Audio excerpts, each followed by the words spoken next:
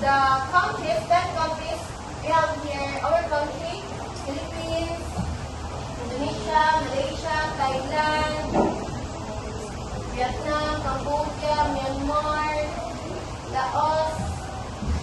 All of these countries collaborated with one another when it comes to political and economic aspect. So the next one is we have also for NATO.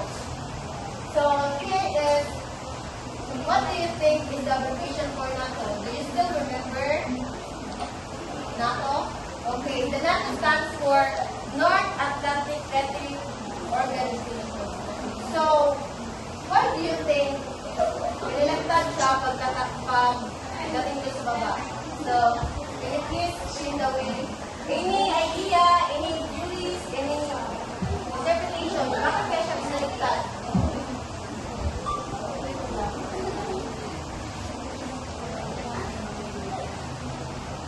Okay, next journalist.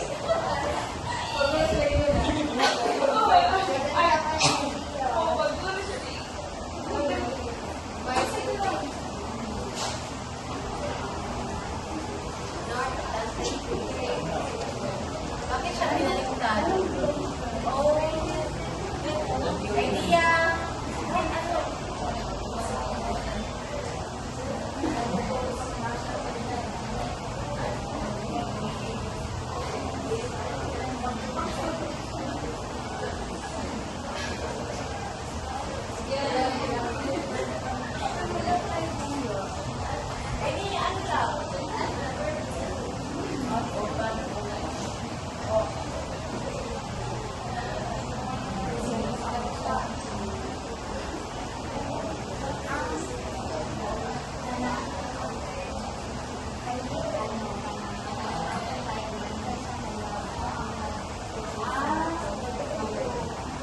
Thank you so much. So, can we give Bernadette ginalingan a clap? So, pwede naman mag-remain o okay. So, ginalingan mo clap.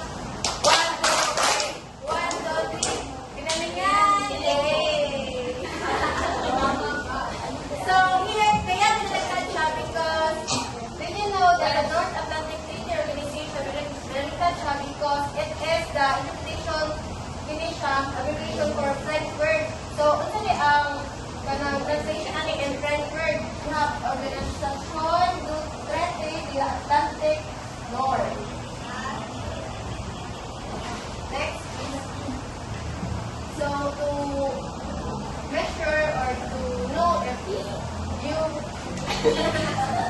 understand my part, of course, I have here one question. So, the question is, how does globalization make countries like the Philippines dependent on other nations economically and politically? Can you give a specific example? So can you just spin the wheel, Joy?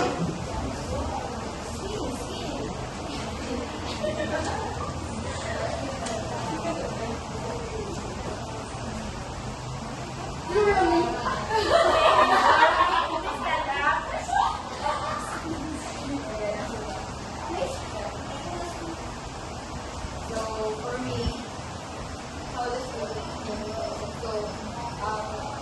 dependent ka sa other nations because there are some products ikaw kanang wala rin sa tuwa and then para maka-survive ka or na para ma-feel ang ato ang mga need na ito ma-realize sa other country para maka-survive.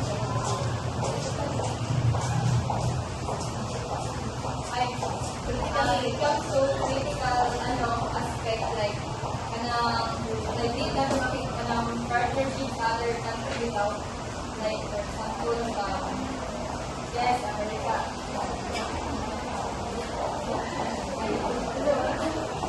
Okay, can you give Miss Laura me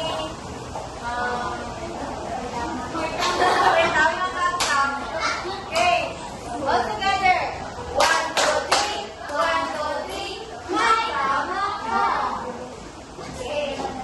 So, in conclusion, the globalization makes our country or all over the world across different countries connected, dependent, and interrelated.